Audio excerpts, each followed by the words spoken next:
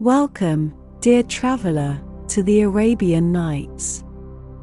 A world where dreams are woven into the very fabric of the night.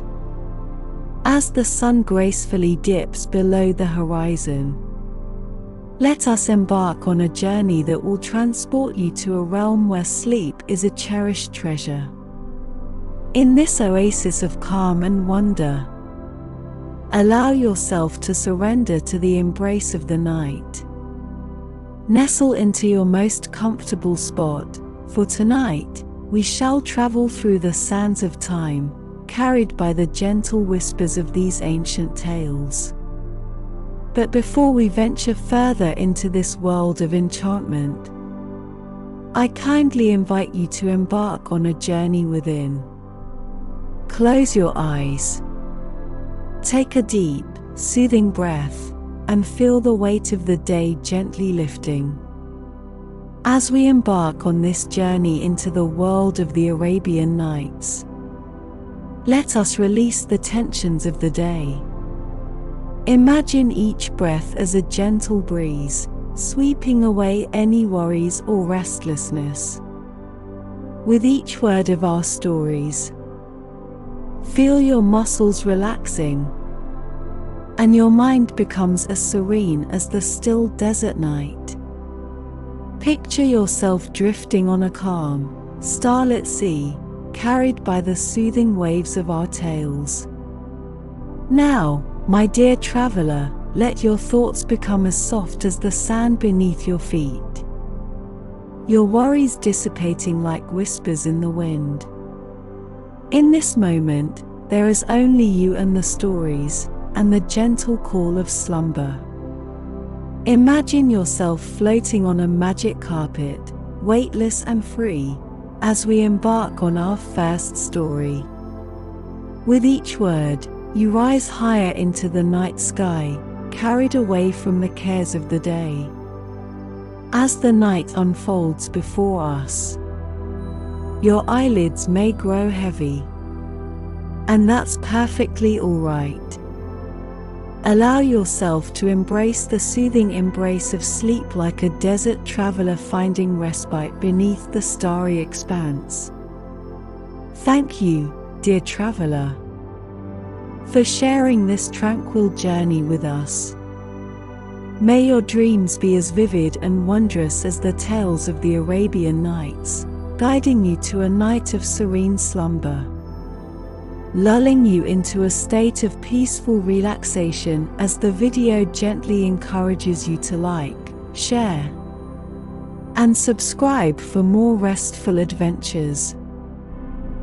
The Arabian Nights.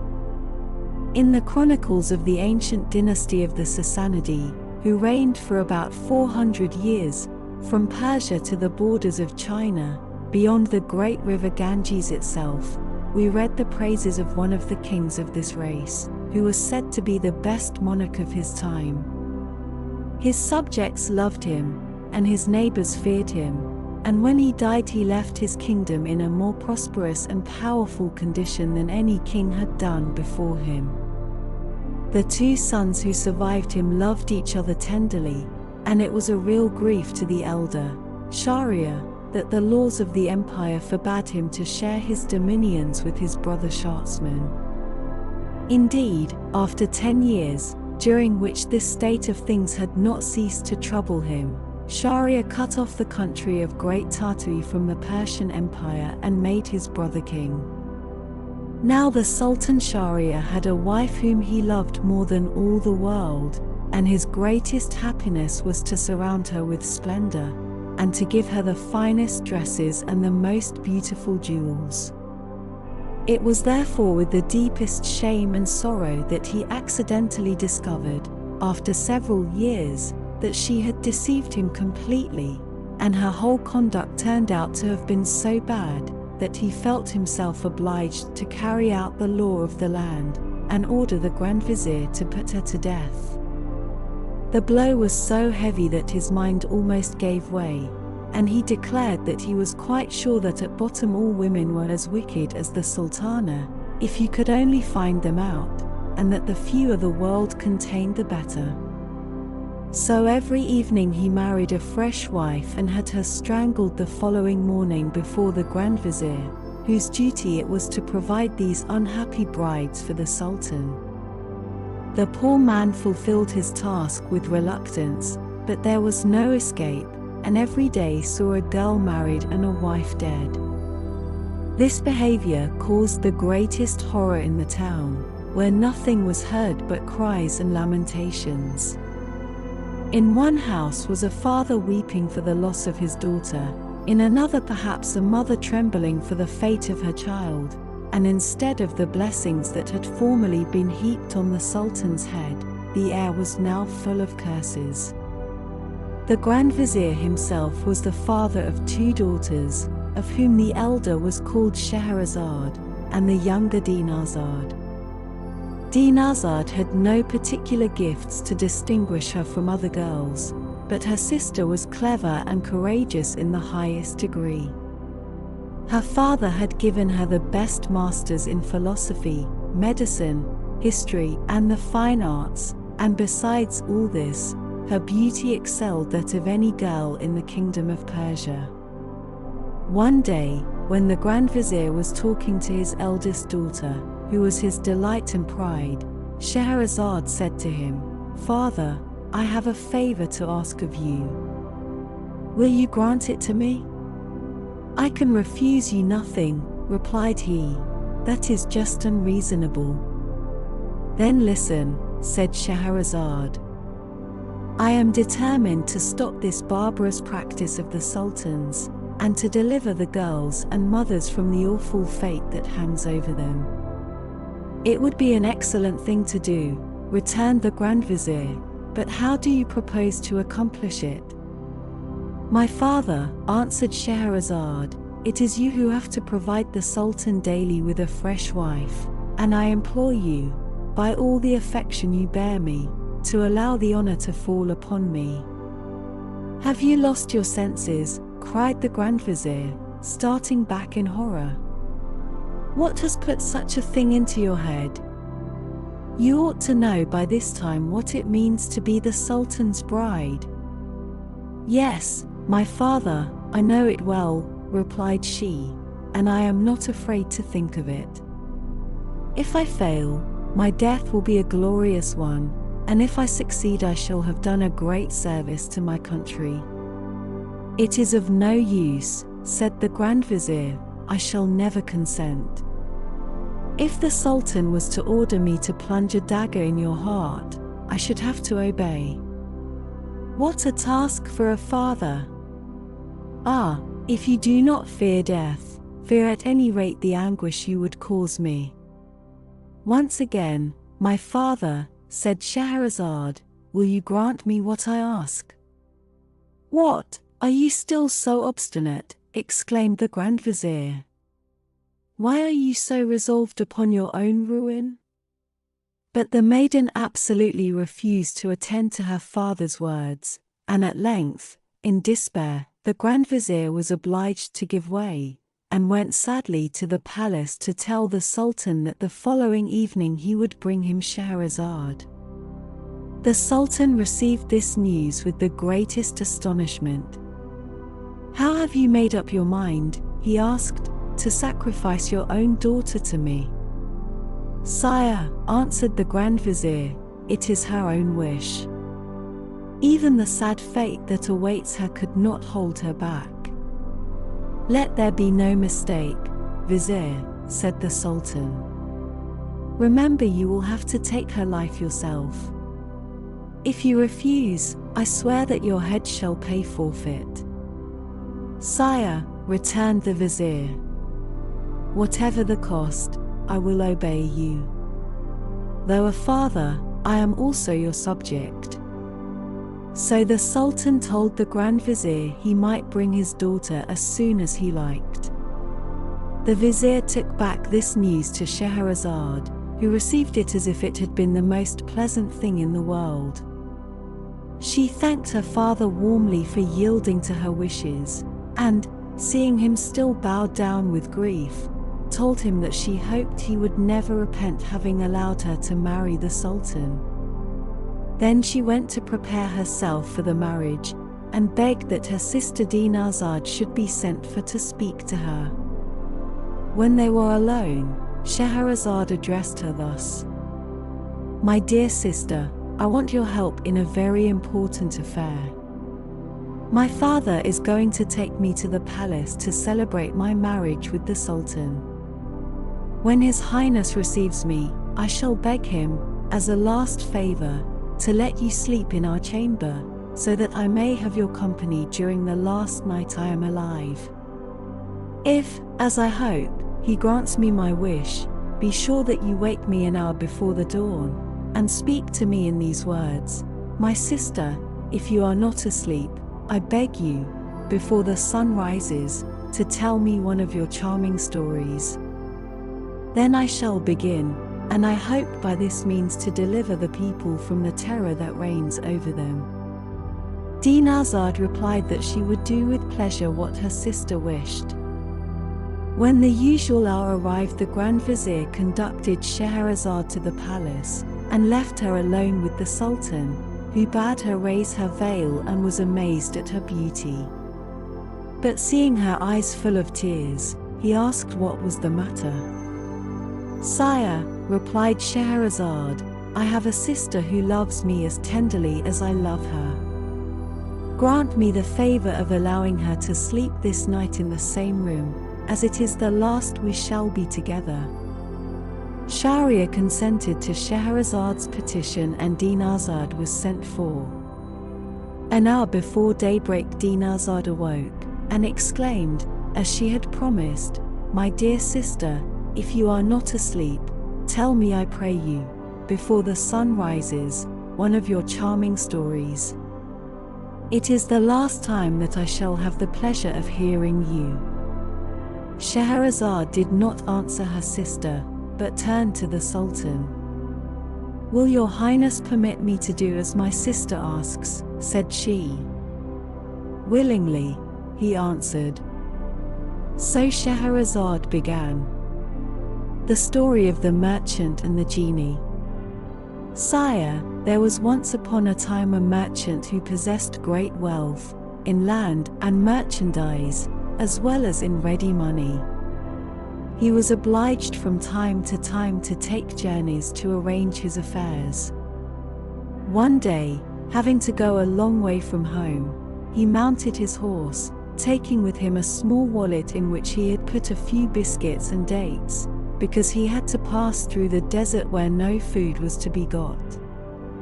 He arrived without any mishap, and, having finished his business, set out on his return. On the 4th day of his journey, the heat of the sun being very great, he turned out of his road to rest under some trees. He found at the foot of a large walnut tree a fountain of clear and running water. He dismounted, fastened his horse to a branch of the tree, and sat by the fountain, after having taken from his wallet some of his dates and biscuits. When he had finished this frugal meal, he washed his face and hands in the fountain. When he was thus employed, he saw an enormous genie, white with rage, coming towards him, with a scimitar in his hand. "Arise," he cried in a terrible voice, "and let me kill you as you have killed my son." As he uttered these words, he gave a frightful yell. The merchant, quite as much terrified at the hideous face of the monster as at his words, answered him tremblingly, "Alas, good sir, what can I have done to you to deserve death?" "I shall kill you," repeated the genie, "as you have killed my son." "But," said the merchant, "how can I have killed your son? I do not know him, and I have never even seen him." "When you arrived here, did you not sit down on the ground?" asked the genie, "and did you not take some dates from your wallet? And whilst eating them, did not you throw the stones about?" "Yes," said the merchant, "I certainly did so." "Then," said the genie, "I tell you, you have killed my son, for whilst you were throwing about the stones, my son passed by, and one of them struck him in the eye and killed him." so I shall kill you." "Ah, sir, forgive me," cried the merchant. "I will have no mercy on you," answered the genie. "But I killed your son quite unintentionally, so I implore you to spare my life." "No," said the genie, "I shall kill you as you killed my son." And so saying, he seized the merchant by the arm, threw him on the ground, and lifted his saber to cut off his head. The merchant, protesting his innocence, bewailed his wife and children, and tried pitifully to avert his fate.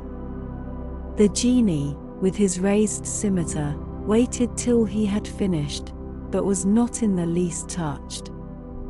Scheherazade, at this point, seeing that it was day, and knowing that the Sultan always rose very early to end the council, stopped speaking. "Indeed, sister," said Dinarzade, "this is a wonderful story." "The rest is still more wonderful," replied Scheherazade, "and you would say so, if the Sultan would allow me to live another day, and would give me leave to tell it to you the next night." Shahryar, who had been listening to Scheherazade with pleasure, said to himself, "I will wait till tomorrow. I can always have her killed when I have heard the end of her story." All this time the Grand Vizier was in a terrible state of anxiety. But he was much delighted when he saw the Sultan enter the council chamber without giving the terrible command that he was expecting. The next morning, before the day broke, Dinarzade said to her sister, "Dear sister, if you are awake, I pray you to go on with your story." The Sultan did not wait for Scheherazade to ask his leave. "Finish," said he, "the story of the genie and the merchant. I am curious to hear the end." So Scheherazade went on with the story. This happened every morning. The Sultana told a story, and the Sultan let her live to finish it. When the merchant saw that the genie was determined to cut off his head, he said, "One word more, I entreat you. Grant me a little delay, just a short time to go home and bid my wife and children farewell, and to make my will. When I have done this I will come back here, and you shall kill me." "But," said the genie, "if I grant you the delay you ask, I am afraid that you will not come back." "I give you my word of honor," answered the merchant, "that I will come back without fail." "How long do you require?" asked the genie. "I ask you for a year's grace," replied the merchant. "I promise you that tomorrow 12th, I shall be waiting under these trees to give myself up to you." On this the genie left him near the fountain and disappeared. The merchant, having recovered from his fright, mounted his horse and went on his road. When he arrived home, his wife and children received him with the greatest joy. But instead of embracing them, he began to weep so bitterly that they soon guessed that something terrible was the matter. "Tell us, I pray you," said his wife, "what has happened?" "Alas," answered her husband, "I have only a year to live." Then he told them what had passed between him and the genie, and how he had given his word to return at the end of a year to be killed.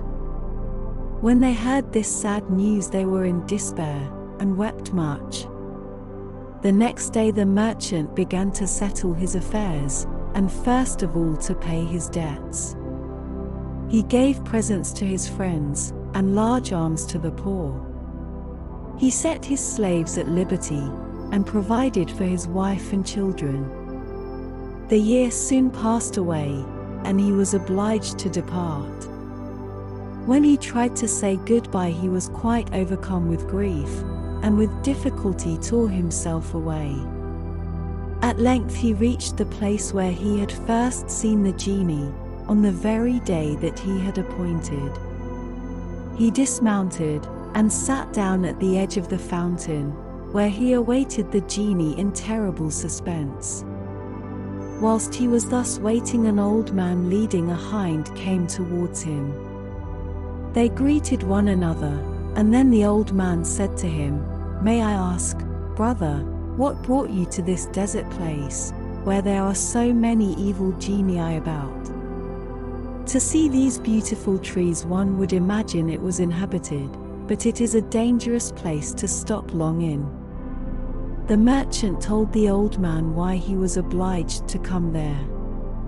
He listened in astonishment. "This is a most marvelous affair. I should like to be a witness of your interview with the genie." So saying, he sat down by the merchant. While they were talking, another old man came up, followed by 2 black dogs. He greeted them and asked what they were doing in this place. The old man who was leading the hind told him the adventure of the merchant and the genie. The second old man had not sooner heard the story than he, too, decided to stay there to see what would happen.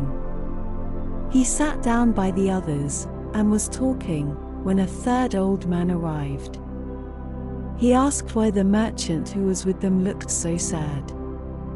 They told him the story, and he also resolved to see what would pass between the genie and the merchant, so waited with the rest. They soon saw in the distance a thick smoke, like a cloud of dust.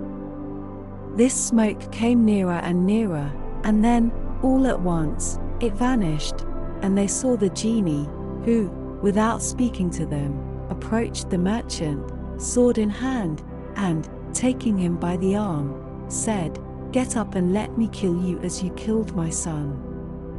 The merchant and the 3 old men began to weep and groan. Then the old man leading the hind threw himself at the monster's feet and said, "O Prince of the Genii, I beg of you to stay your fury and to listen to me.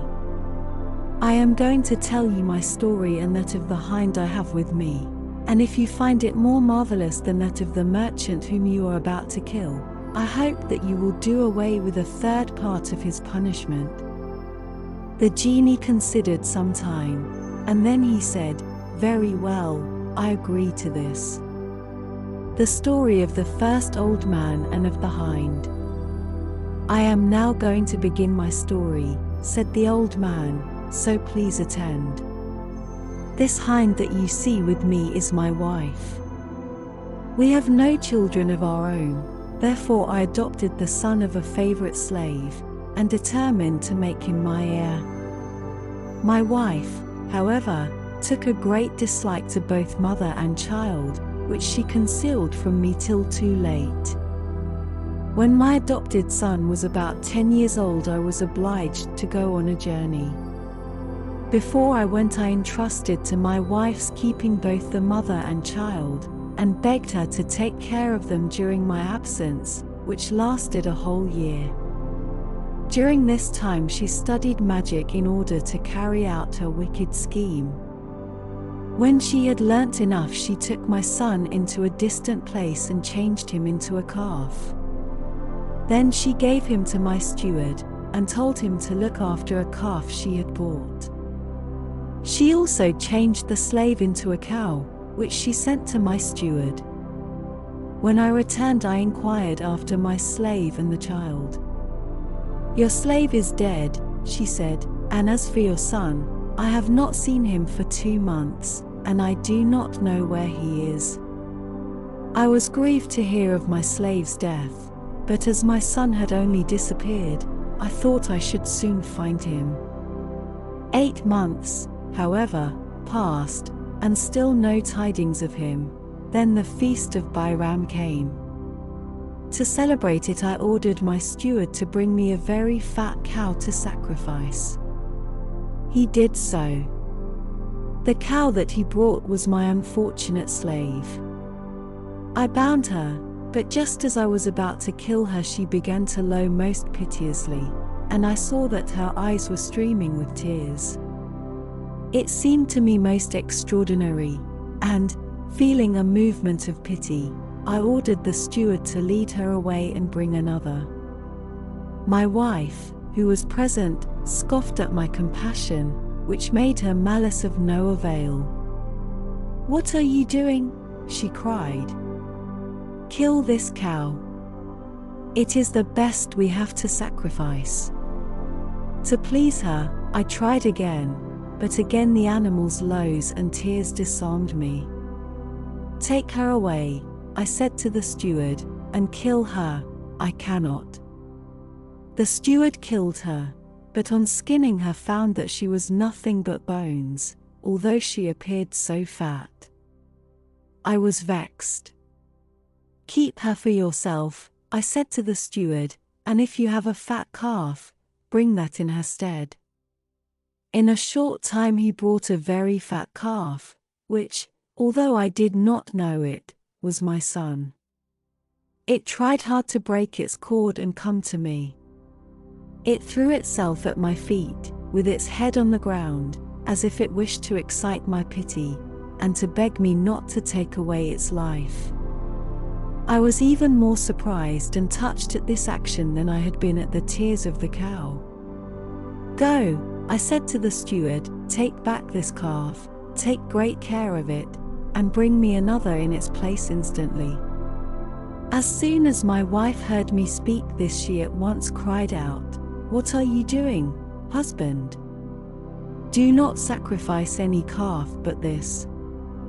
"Wife," I answered, "I will not sacrifice this calf," and in spite of all her remonstrances, I remained firm. I had another calf killed, this one was led away. The next day the steward asked to speak to me in private. "I have come," he said, "to tell you some news which I think you will like to hear. I have a daughter who knows magic. Yesterday, when I was leading back the calf which you refused to sacrifice, I noticed that she smiled, and then directly afterwards began to cry. I asked her why she did so. 'Father,' she answered, 'this calf is the son of our master. I smile with joy at seeing him still alive, and I weep to think of his mother, who was sacrificed yesterday as a cow. These changes have been wrought by our master's wife, who hated the mother and son.'" At these words of Genie, continued the old man, I leave you to imagine my astonishment. I went immediately with the steward to speak with his daughter myself. First of all I went to the stable to see my son, and he replied in his dumb way to all my caresses. When the steward's daughter came, I asked her if she could change my son back to his proper shape. "Yes, I can," she replied, "on two conditions. One is that you will give him to me for a husband, and the other is that you will let me punish the woman who changed him into a calf." To the first condition, I answered, "I agree with all my heart, and I will give you an ample dowry." To the second I also agree, I only beg you to spare her life. "That I will do," she replied, "I will treat her as she treated your son." Then she took a vessel of water and pronounced over it some words I did not understand. Then, on throwing the water over him, he became immediately a young man once more.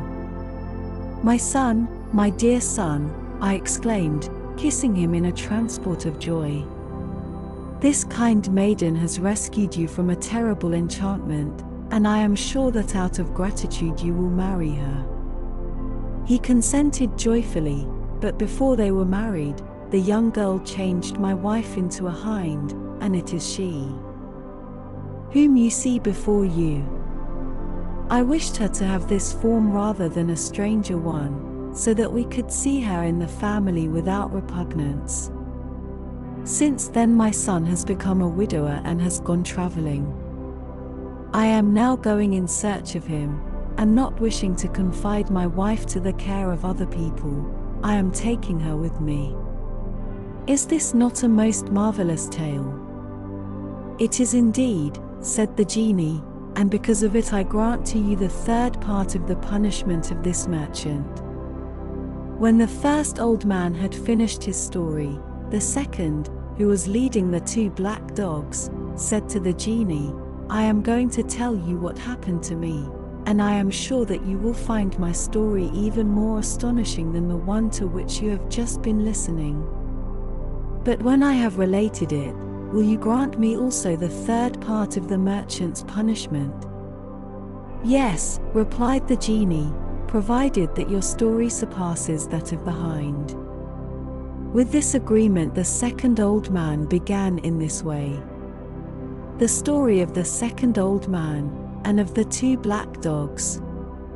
Great Prince of the Genii, you must know that we are three brothers, these two black dogs and myself. Our father died, leaving us each 1,000 sequins. With this sum we all three took up the same profession, and became merchants. A short time after we had opened our shops, my eldest brother, one of these two dogs, resolved to travel in foreign countries for the sake of merchandise. With this intention he sold all he had and bought merchandise suitable to the voyages he was about to make. He set out, and was away a whole year. At the end of this time a beggar came to my shop. "Good day," I said. "Good day," he answered. "Is it possible that you do not recognize me?" Then I looked at him closely and saw he was my brother. I made him come into my house, and asked him how he had fared in his enterprise. "Do not question me," he replied. "See me, you see all I have. It would but renew my trouble to tell of all the misfortunes that have befallen me in a year, and have brought me to this state." I shut up my shop, paid him every attention, taking him to the bath, giving him my most beautiful robes. I examined my accounts, and found that I had doubled my capital, that is, that I now possessed 2,000 sequins. I gave my brother half, saying, "Now, brother, you can forget your losses." He accepted them with joy, and we lived together as we had before. Some time afterwards my second brother wished also to sell his business and travel. My eldest brother and I did all we could to dissuade him, but it was of no use. He joined a caravan and set out. He came back at the end of a year in the same state as his elder brother. I took care of him, and as I had 1,000 sequins to spare I gave them to him, and he reopened his shop. One day, my two brothers came to me to propose that we should make a journey and trade. At first I refused to go. "You traveled," I said, "and what did you gain?" But they came to me repeatedly, and after having held out for 5 years I at last gave way. But when they had made their preparation, and they began to buy the merchandise we needed, they found they had spent every piece of the 1,000 sequins I had given them. I did not reproach them. I divided my 6,000 sequins with them, giving 1,000 to each and keeping one for myself, and the other 3 I buried in a corner of my house. We bought merchandise, loaded a vessel with it, and set forth with a favorable wind. After 2 months' sailing we arrived at a seaport, where we disembarked and did a great trade. Then we bought the merchandise of the country, and were just going to sail once more, when I was stopped on the shore by a beautiful though poorly dressed woman. She came up to me, kissed my hand, and implored me to marry her, and take her on board. At first I refused, but she begged so hard and promised to be such a good wife to me, that at last I consented. I got her some beautiful dresses, and after having married her, we embarked and set sail. During the voyage, I discovered so many good qualities in my wife that I began to love her more and more. But my brothers began to be jealous of my prosperity, and set to work to plot against my life. One night when we were sleeping, they threw my wife and myself into the sea. My wife, however, was a fairy, and so she did not let me drown, but transported me to an island. When the day dawned, she said to me, "When I saw you on the seashore, I took a great fancy to you, and wished to try your good nature, so I presented myself in the disguise you saw. Now I have rewarded you by saving your life. But I am very angry with your brothers, and I shall not rest till I have taken their lives." I thanked the fairy for all that she had done for me, but I begged her not to kill my brothers. I appeased her wrath, and in a moment she transported me from the island where we were to the roof of my house, and she disappeared a moment afterwards. I went down, and opened the doors, and dug up the 3,000 sequins which I had buried. I went to the place where my shop was, opened it, and received from my fellow merchants congratulations on my return. When I went home, I saw 2 black dogs who came to meet me with sorrowful faces. I was much astonished, but the fairy who reappeared said to me, "Do not be surprised to see these dogs, they are your 2 brothers. I have condemned them to remain for 10 years in these shapes." Then, having told me where I could hear news of her, she vanished. The 10 years are nearly past, and I am on the road to find her. As in passing I met this merchant and the old man with the hind, I stayed with them. This is my history, O Prince of Genii. Do you not think it is a most marvelous one? "Yes, indeed," replied the genie, "and I will give up to you the 1/3 of the merchant's punishment." Then the 3rd old man made the genie the same request as the other 2 had done, and the genie promised him the last 1/3 of the merchant's punishment if his story surpassed both the others. So he told his story to the genie, but I cannot tell you what it was, as I do not know. But I do know that it was even more marvelous than either of the others, so that the genie was astonished, and said to the 3rd old man, "I will give up to you the 1/3 part of the merchant's punishment. He ought to thank all 3 of you for having interested yourselves in his favor. But for you, he would be here no longer." So saying, he disappeared, to the great joy of the company. The merchant did not fail to thank his friends, and then each went on his way. The merchant returned to his wife and children, and passed the rest of his days happily with them. "But, sire," added Scheherazade, "however beautiful are the stories I have just told you, they cannot compare with the story of the fisherman." The story of the fisherman. "Sire, there was once upon a time a fisherman so old and so poor that he could scarcely manage to support his wife and 3 children. He went every day to fish very early, and each day he made a rule not to throw his nets more than 4 times. He started out one morning by moonlight and came to the seashore. He undressed and threw his nets, and as he was drawing them towards the bank he felt a great weight. Though he had caught a large fish, and he felt very pleased. But a moment afterwards, seeing that instead of a fish he only had in his nets the carcass of an ass, he was much disappointed. Vexed with having such a bad haul, when he had mended his nets, which the carcass of the ass had broken in several places, he threw them a second time. In drawing them in he again felt a great weight, so that he thought they were full of fish. But he only found a large basket full of rubbish. He was much annoyed. "O fortune," he cried, "do not trifle thus with me, a poor fisherman, who can hardly support his family." So saying, he threw away the rubbish, and after having washed his nets clean of the dirt, he threw them for the 3rd time.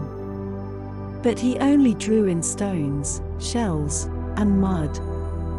He was almost in despair. Then he threw his nets for the fourth time. When he thought he had a fish, he drew them in with a great deal of trouble. There was no fish, however, but he found a yellow pot, which by its weight seemed full of something, and he noticed that it was fastened and sealed with lead, with the impression of a seal. He was delighted. "I will sell it to the founder," he said. "With the money I shall get for it I shall buy a measure of wheat." He examined the jar on all sides. He shook it to see if it would rattle. But he heard nothing, and so, judging from the impression of the seal and the lid, he thought there must be something precious inside. To find out, he took his knife, and with a little trouble he opened it. He turned it upside down, but nothing came out, which surprised him very much. He set it in front of him, and whilst he was looking at it attentively, such a thick smoke came out that he had to step back a pace or two. This smoke rose up to the clouds, and stretching over the sea and the shore, formed a thick mist, which caused the fisherman much astonishment. When all the smoke was out of the jar, it gathered itself together, and became a thick mass in which appeared a genie, twice as large as the largest giant. When he saw such a terrible-looking monster, the fisherman would like to have run away, but he trembled so with fright that he could not move a step. "Great king of the genii," cried the monster, "I will never again disobey you." At these words the fisherman took courage. "What is this you are saying, great genie? Tell me your history and how you came to be shut up in that vase." At this, the genie looked at the fisherman haughtily. "Speak to me more civilly," he said, "before I kill you." "Alas! Why should you kill me?" cried the fisherman. "I have just freed you. Have you already forgotten that?" "No," answered the genie, "but that will not prevent me from killing you, and I am only going to grant you one favor, and that is to choose the manner of your death." "But what have I done to you?" asked the fisherman. "I cannot treat you in any other way," said the genie, "and if you would know why, listen to my story. I rebelled against the king of the genii. To punish me, he shut me up in this vase of copper, and he put on the leaden cover his seal, which is enchantment enough to prevent my coming out. Then he had the vase thrown into the sea. During the first period of my captivity I vowed that if anyone should free me before 100 years were past, I would make him rich even after his death. But that century passed, and no one freed me. In the 2nd century I vowed that I would give all the treasures in the world to my deliverer, but he never came. In the 3rd, I promised to make him a king, to be always near him, and to grant him 3 wishes every day, but that century passed away as the other 2 had done, and I remained in the same plight. At last I grew angry at being captive for so long, and I vowed that if anyone would release me I would kill him at once, and would only allow him to choose in what manner he should die. So you see, as you have freed me today, choose in what way you will die." The fisherman was very unhappy. "What an unlucky man I am to have freed you! I implore you to spare my life." "I have told you," said the genie, "that it is impossible. Choose quickly, you are wasting time." The fisherman began to devise a plot. "Since I must die," he said, "before I choose the manner of my death, I conjure you on your honor to tell me if you really were in that vase." "Yes, I was," answered the genie. "I really cannot believe it," said the fisherman. "That vase could not contain one of your feet even, And how could your whole body go in? I cannot believe it unless I see you do the thing."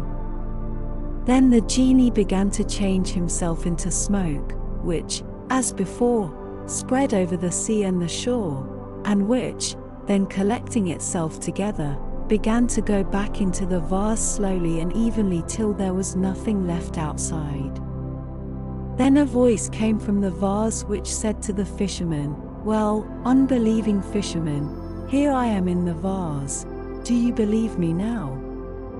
The fisherman, instead of answering, took the lid of lead and shut it down quickly on the vase. "Now, O genie," he cried, "ask pardon of me, and choose by what death you will die. But no, it will be better if I throw you into the sea whence I drew you out, and I will build a house on the shore to warn fishermen who come to cast their nets here, against fishing up such a wicked genie as you are, who vows to kill the man who frees you." At these words the genie did all he could to get out, but he could not, because of the enchantment of the lid. Then he tried to get out by cunning. "If you will take off the cover," he said, "I will repay you." "No," answered the fisherman, "if I trust myself to you, I am afraid you will treat me as a certain Greek king treated the physician Duban. Listen, and I will tell you the story of the Greek king and the physician Duban. In the country of Zoman, in Persia, there lived a Greek king.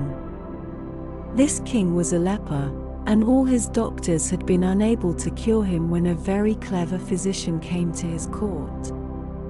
He was very learned in all languages, and knew a great deal about herbs and medicines. As soon as he was told of the king's illness, he put on his best robe and presented himself before the king. "Sire," said he, "I know that no physician has been able to cure your majesty, but if you will follow my instructions, I will promise to cure you without any medicines or outward application."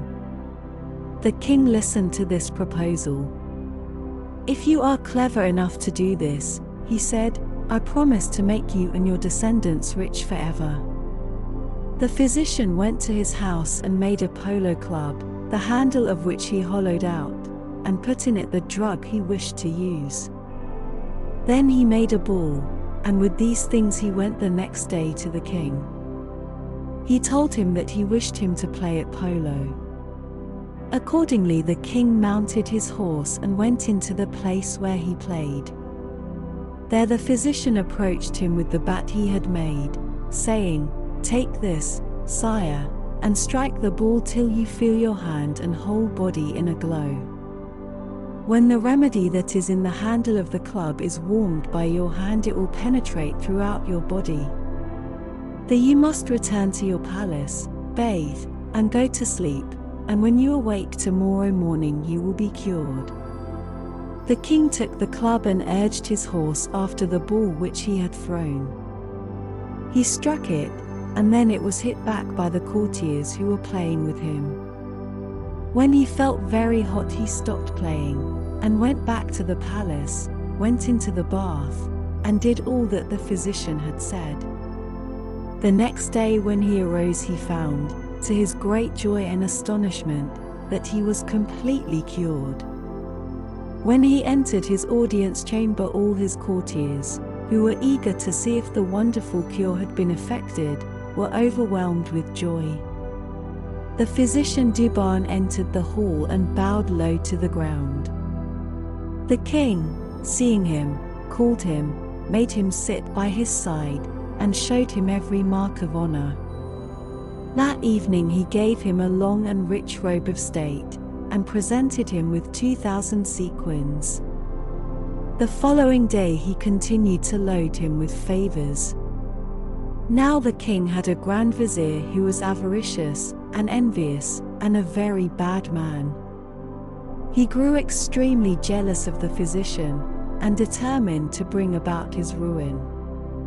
In order to do this he asked to speak in private with the king, saying that he had a most important communication to make. "What is it?" asked the king. "Sire," answered the Grand Vizier, "it is most dangerous for a monarch to confide in a man whose faithfulness is not proved. You do not know that this physician is not a traitor come here to assassinate you." "I am sure," said the king, "that this man is the most faithful and virtuous of men. If he wished to take my life, why did he cure me? Cease to speak against him. I see what it is, you are jealous of him, but do not think that I can be turned against him. I remember well what a vizier said to King Sinbad, his master, to prevent him from putting the prince, his son, to death." What the Greek king said excited the vizier's curiosity, and he said to him, "Sire, I beg your majesty to have the condescension to tell me what the vizier said to King Sinbad." "This vizier," he replied, "told King Sinbad that one ought not believe everything that a mother-in-law says, and told him this story. The story of the husband and the parrot. A good man had a beautiful wife, whom he loved passionately, and never left if possible. One day, when he was obliged by important business to go away from her, he went to a place where all kinds of birds are sold and bought a parrot. This parrot not only spoke well, but it had the gift of telling all that had been done before it. He brought it home in a cage, and asked his wife to put it in her room, and take great care of it while he was away. Then he departed. On his return he asked the parrot what had happened during his absence, and the parrot told him some things which made him scold his wife. She thought that one of her slaves must have been telling tales of her, but they told her it was the parrot, and she resolved to revenge herself on him. When her husband next went away for one day, she told one slave to turn under the bird's cage a hand mill, another to throw water down from above the cage, and a third to take a mirror and turn it in front of its eyes, from left to right by the light of a candle. The slaves did this for part of the night, and did it very well. The next day when the husband came back he asked the parrot what he had seen. The bird replied, "My good master, the lightning, thunder, and rain disturbed me so much all night long, that I cannot tell you what I have suffered." The husband, who knew that it had neither rained nor thundered in the night, was convinced that the parrot was not speaking the truth, so he took him out of the cage and threw him so roughly on the ground that he killed him. Nevertheless he was sorry afterwards, for he found that the parrot had spoken the truth.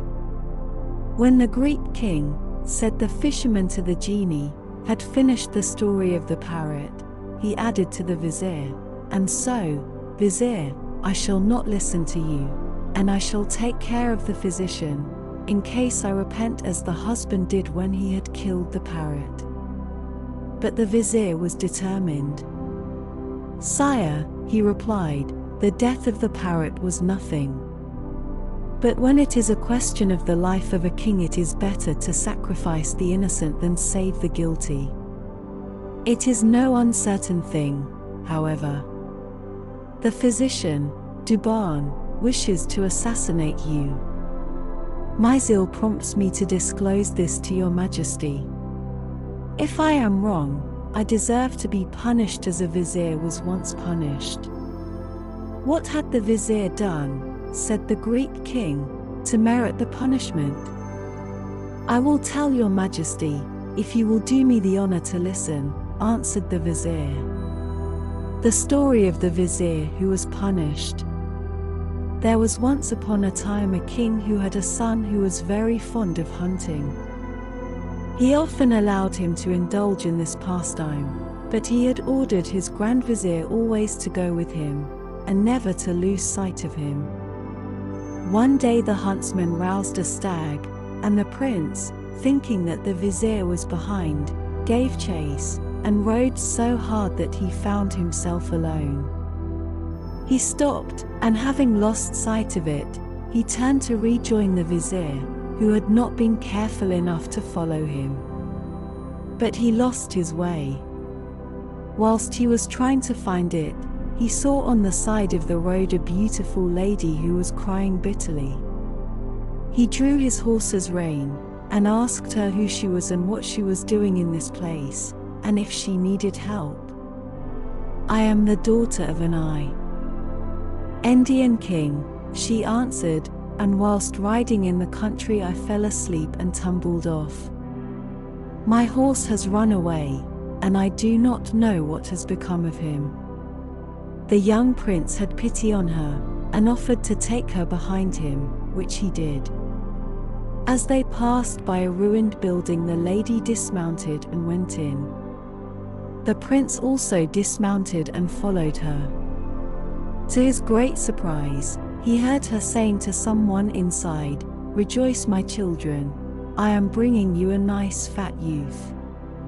And other voices replied, "Where is he, Mama, that we may eat him at once, as we are very hungry?"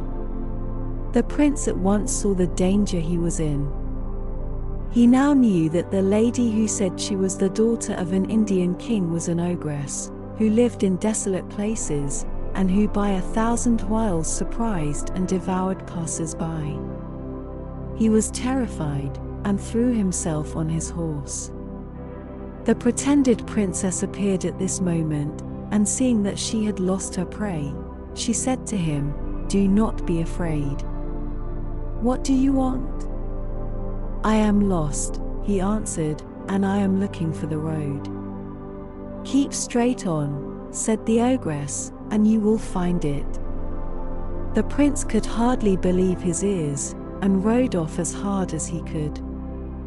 He found his way, and arrived safe and sound at his father's house, where he told him of the danger he had run because of the Grand Vizier's carelessness. The king was very angry, and had him strangled immediately. "Sire," went on the vizier to the Greek king, "to return to the physician, Duban. If you do not take care, you will repent of having trusted him. Who knows what this remedy, with which he has cured you, may not in time have a bad effect on you." The Greek king was naturally very weak, and did not perceive the wicked intention of his vizier, nor was he firm enough to keep to his first resolution. "Well, vizier," he said, "you are right. Perhaps he did come to take my life.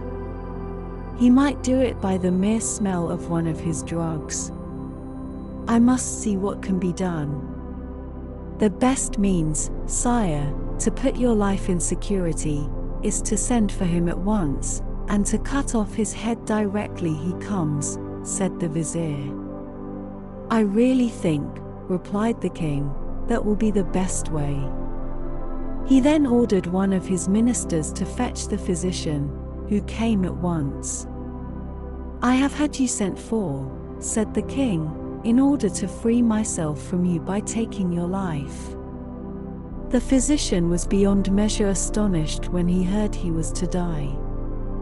"What crimes have I committed, your majesty?" "I have learnt," replied the king, "that you are a spy, and intend to kill me. But I will be first, and kill you. Strike," he added to an executioner who was by, "and rid me of this assassin." At this cruel order the physician threw himself on his knees. "Spare my life," he cried, "and yours will be spared." The fisherman stopped here to say to the genie, "You see what passed between the Greek king and the physician has just passed between us too." The Greek king, he went on, had no mercy on him, and the executioner bound his eyes. All those present begged for his life, but in vain. The physician on his knees, and bound, said to the king, "At least let me put my affairs in order, and leave my books to persons who will make good use of them. There is one which I should like to present to your majesty. It is very precious, and ought to be kept carefully in your treasury. It contains many curious things, the chief being that when you cut off my head, if your majesty will turn to the 6th leaf, and read the 3rd line of the left-hand page, my head will answer all the questions you like to ask it."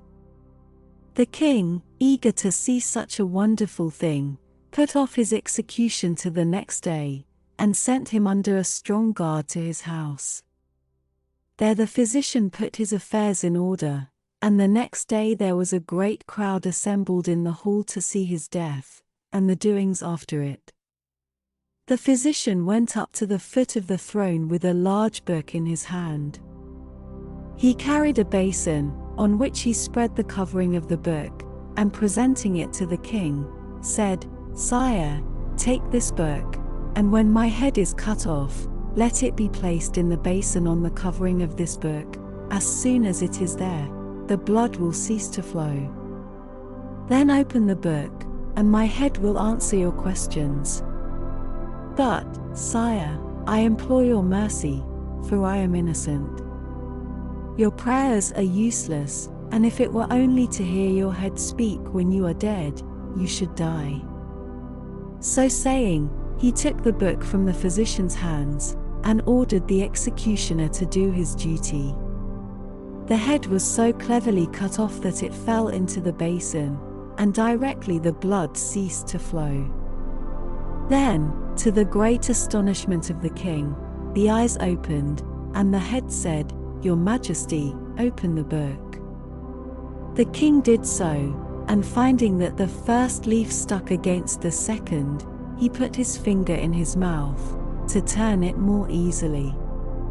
He did the same thing till he reached the 6th page, and not seeing any writing on it, "Physician," he said, "there is no writing."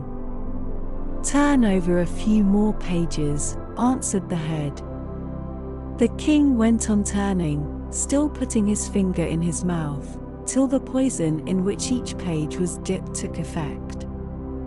His sight failed him, and he fell at the foot of his throne. When the physician's head saw that the poison had taken effect, and that the king had only a few more minutes to live, "Tyrant," it cried, "see how cruelty and injustice are punished." Scarcely had it uttered these words than the king died, and the head lost also the little life that had remained in it. That is the end of the story of the Greek king, and now let us return to the fisherman and the genie. "If the Greek king," said the fisherman, "had spared the physician, he would not have thus died. The same thing applies to you. Now I am going to throw you into the sea." "My friend," said the genie, "do not do such a cruel thing. Do not treat me as Immer treated Ateca." "What did Immer do to Ateca?" asked the fisherman. "Do you think I can tell you while I am shut up in here?" replied the genie. "Let me out, and I will make you rich." The hope of being no longer poor made the fisherman give way. "If you will give me your promise to do this, I will open the lid." "I do not think you will dare to break your word." The genie promised, and the fisherman lifted the lid. He came out at once in smoke, and then, having resumed his proper form, the first thing he did was to kick the vase into the sea. This frightened the fisherman, but the genie laughed and said, "Do not be afraid. I only did it to frighten you, and to show you that I intend to keep my word. Take your nets and follow me." He began to walk in front of the fisherman, who followed him with some misgivings. They passed in front of the town, and went up a mountain and then down into a great plain, where there was a large lake lying between 4 hills. When they reached the lake, the genie said to the fisherman, "Throw your nets and catch fish." The fisherman did as he was told, hoping for a good catch, as he saw plenty of fish. What was his astonishment at seeing that there were 4 quite different kinds, some white, some red, some blue, and some yellow. He caught 4, one of each color. As he had never seen any like them, he admired them very much, and he was very pleased to think how much money he would get for them. "Take these fish and carry them to the Sultan, who will give you more money for them than you have ever had in your life. You can come every day to fish in this lake, but be careful not to throw your nets more than once every day, otherwise some harm will happen to you. If you follow my advice carefully, you will find it good." Saying these words, he struck his foot against the ground, which opened, and when he had disappeared, it closed immediately. The fisherman resolved to obey the genie exactly, so he did not cast his nets a second time, but walked into the town to sell his fish at the palace. When the Sultan saw the fish, he was much astonished. He looked at them one after the other, and when he had admired them long enough, "Take these fish," he said to his first vizier, "and given them to the clever cook the emperor of the Greeks sent me. I think they must be as good as they are beautiful." The vizier took them himself to the cook, saying, "Here are 4 fish that have been brought to the Sultan. He wants you to cook them." Then he went back to the Sultan, who told him to give the fisherman 400 gold pieces. The fisherman, who had never before possessed such a large sum of money at once, could hardly believe his good fortune. He at once relieved the needs of his family, and made good use of it. But now we must return to the kitchen, which we shall find in great confusion. The cook, when she had cleaned the fish, put them in a pan with some oil to fry them. When she thought them cooked enough on one side, she turned them on the other. But scarcely had she done so when the walls of the kitchen opened, and there came out a young and beautiful damsel.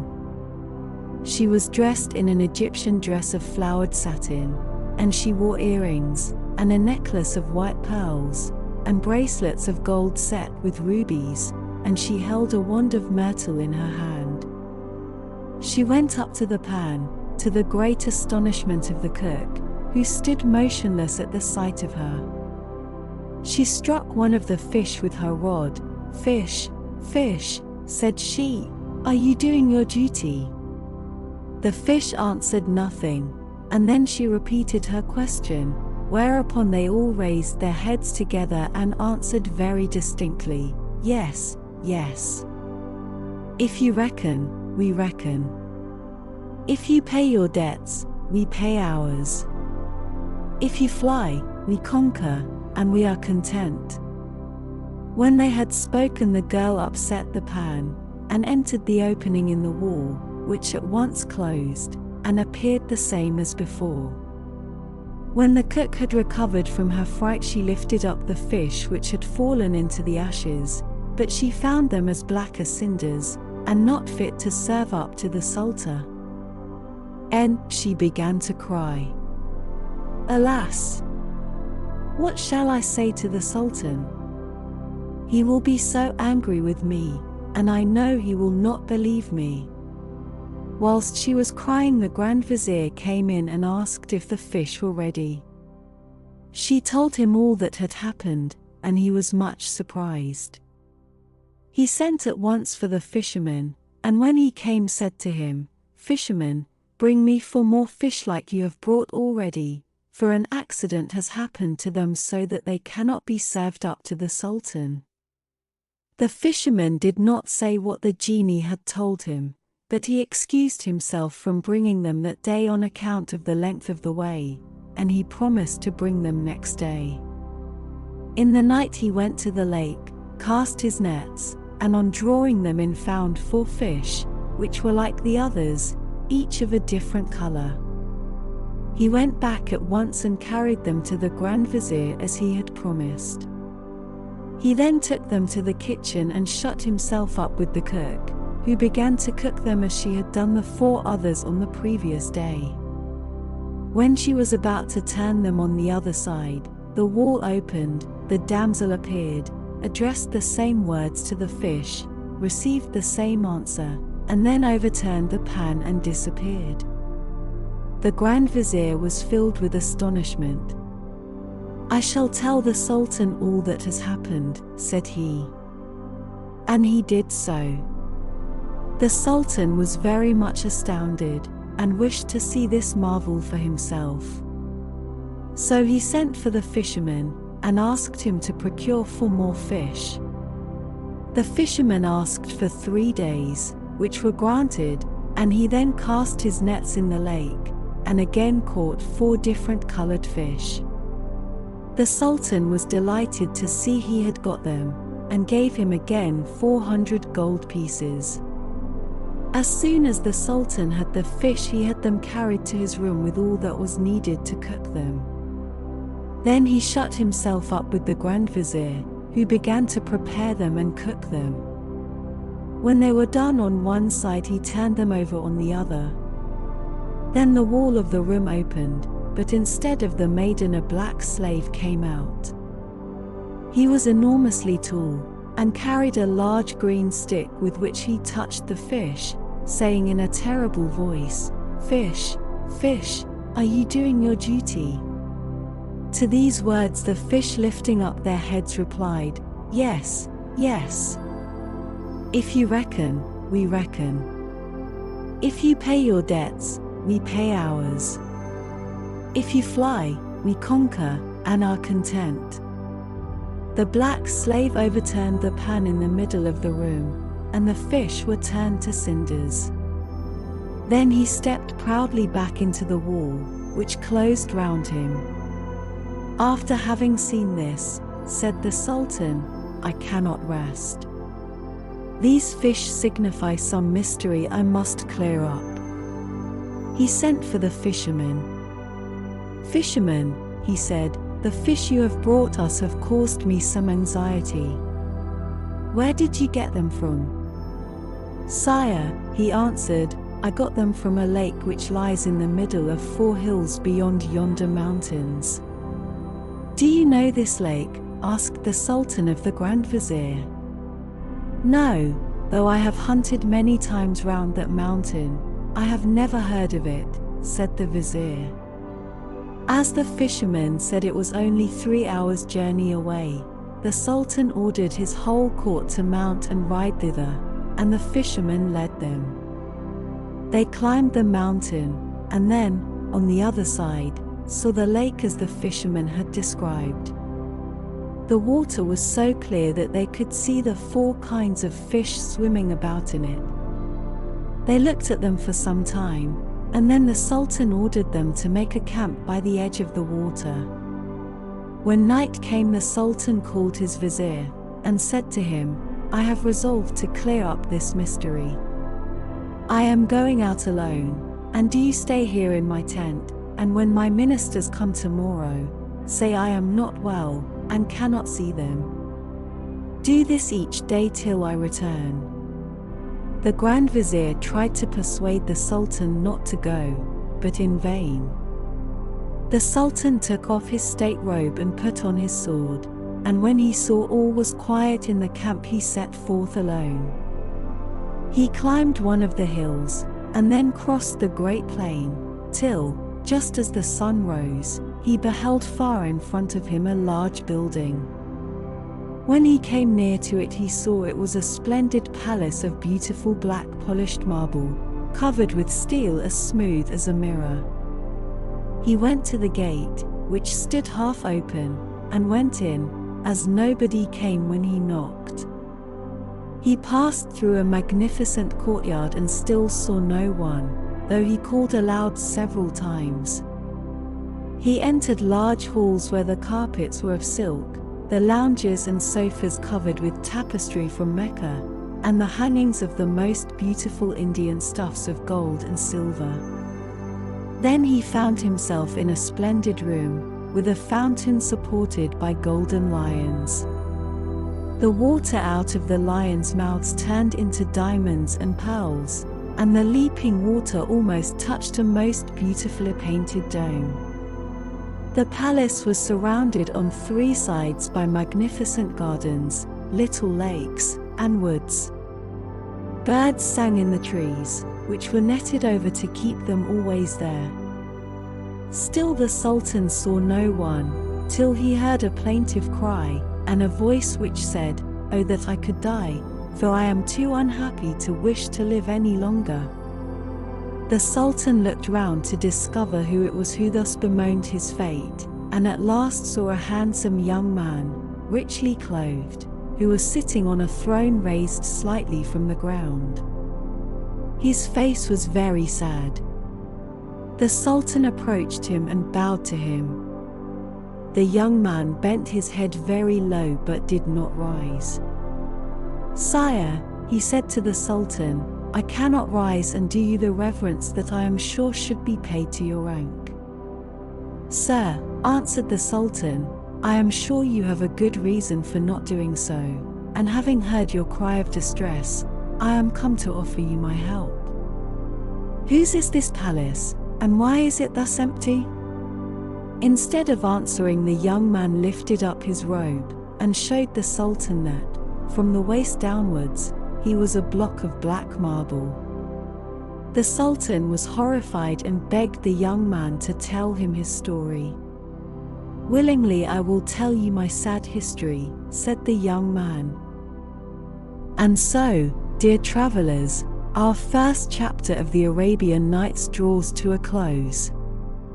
But fear not, for the journey has just begun. As we bid farewell to this tranquil night, remember that within the realm of dreams, there are no limits, and the adventures are endless. The desert sands continue to whisper their timeless tales, waiting for your return to explore the mysteries that lie within. As you close your eyes and drift into slumber, may the echoes of Shahrazad's stories dance in your dreams. Before you embark on your own magical odyssey in the world of dreams, I want to express my gratitude. Thank you for joining us on this enchanting journey. Your presence adds a touch of magic to the Arabian Nights. Now, dear traveler, let the night cradle you in its gentle embrace, as you wander through your own dreamscape, perhaps venturing into the heart of the Arabian Nights once more. If you've found solace and wonder in tonight's stories, please consider granting us the gift of your like, sharing this tale with fellow dreamers, and subscribing to our channel for more mesmerizing chapters of the Arabian Nights to come. Sleep well, dear friend, and until we meet again in the next chapter, may your dreams be as boundless and beautiful as the Arabian desert itself.